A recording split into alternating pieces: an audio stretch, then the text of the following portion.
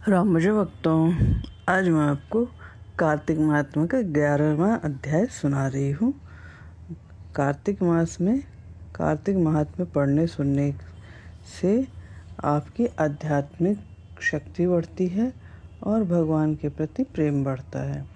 तो अब सुनिए आज कार्तिक महात्म्य का 11वां अध्याय।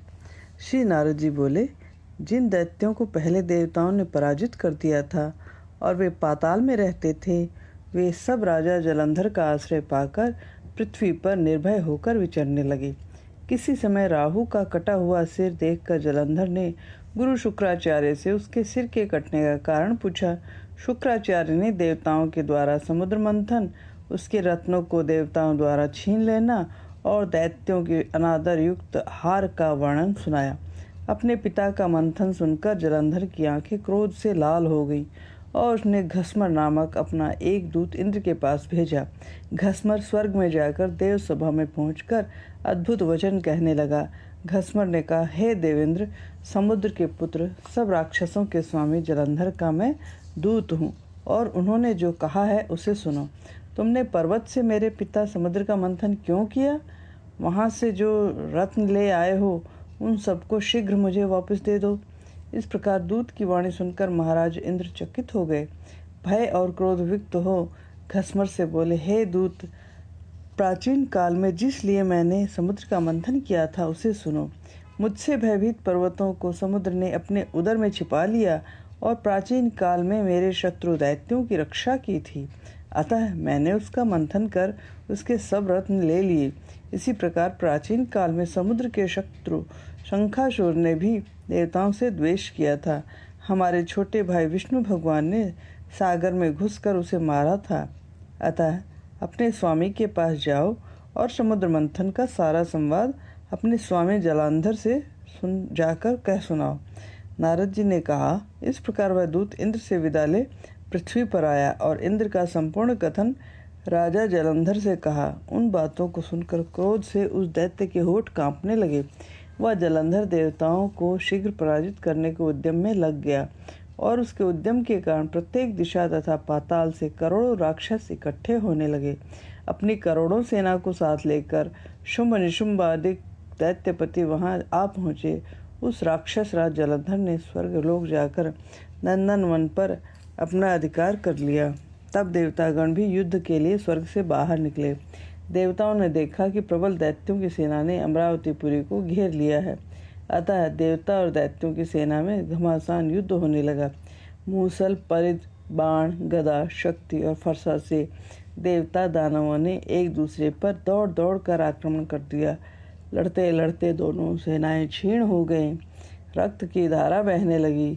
चोट खाकर गिरे हुए तथा घायल होकर गिरने वाले रक्त से सने हुए हाथी, घोड़े, रथ और पैदलों से वह संग्राम भूमि संध्या काल के मेघों के समान लाल हो गई।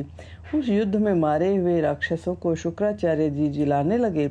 मृत संजीवनी विद्या से अभिमंत्रित किए जल की बूंदों के द्वारा युद्ध में मरे हुए राक्षसों को शुक्राचार्य जी जिलाने लगे। दूसरी ओर मरे हुए देवता भी जीकर उठने लगे। मरे हुए देवताओं को पुनः जीवित देखकर क्रोधित हो जलंधर ने शुक्राचार्य से कहा, अभी मैंने जिन देवताओं को संग्राम में मारा है वे फिर कैसे जीवित हो गए? यह सुना गया है कि आपके मृत संजीवनी विद्या आपके अतिरिक्त किसी को नहीं ज्ञात है। शुक्राचार्य ने कहा, देवताओं के आचार्य बृहस्पति द्रोणाचल से दिव्य औषधियों को लाकर देवताओं को जिलाते हैं, अतः तुम द्रोणाचल को हर लो। नारद ने कहा। उनके ऐसा कहने पर जलंधर ने द्रोणाचल को लाकर समुद्र में फेंक दिया और स्वयं फिर देवताओं से महायुद्ध में संलग्न हो गया। तदंतर देवताओं को मृतक देखकर बृहस्पति जी द्रोणाचल पर गए, किंतु वहां पर द्रोणाचल को उन्होंने नहीं देखा। दैत्य जलंधर द्वारा द्रोणाचल हरा हुआ जानकर बृहस्पति जी चिंता और भय से किंग कर्तव्य विमूढ़ हो गए। उष्णोच्छ्वास लेते हुए बृहस्पति ने आकर दूर से कहा, देवगणों, आप लोग जल्दी भागें, क्योंकि आप लोग इसे जीतने में समर्थ नहीं है। यह राक्षस श्री शंकर के अंश से उत्पन्न हुआ है। तुम लोग इंद्र की चेष्टा को स्मरण करो। इस प्रकार बृहस्पति की वाणी सुनकर भय से व्याकुल होते हुए जलंधर राक्षस द्वारा मरते हुए सब देवता दशों दिशाओं में भागने लगे। देवताओं को भागता हुआ देखकर समुद्रपुत्र जलंधर तब शंख भैरी तथा शब्द करता हुआ अमरावती नगरी में पहुंचा। राक्षसों को इंद्रपुरी में अधिष्ठित देखकर राक्षसों से सताए हुए देवता कैलाश पर्वत की गुफा में जाकर रहने लगे। इसके पश्चात जलंधर इंद्र आदि के समस्त अधिकारों पर शुंभ आदि राक्षसों को अलग अलग अधिष्ठित कर स्वयं कैलाश पर्वत की गुफाओं में गया। इस प्रकार कार्तिक महात्म्य का 11वां अध्याय पूरा हुआ। कल आपको 12वां अध्याय सुनाएंगे। श्री कृष्ण गोविंद हरे मुरारी, हे नाथ नारायण वासुदेवा। श्री कृष्ण गोविंद हरे मुरारी, हे नाथ नारायण वासुदेवा। श्री कृष्ण गोविंद हरे मुरारी, हे नाथ नारायण वासुदेवा।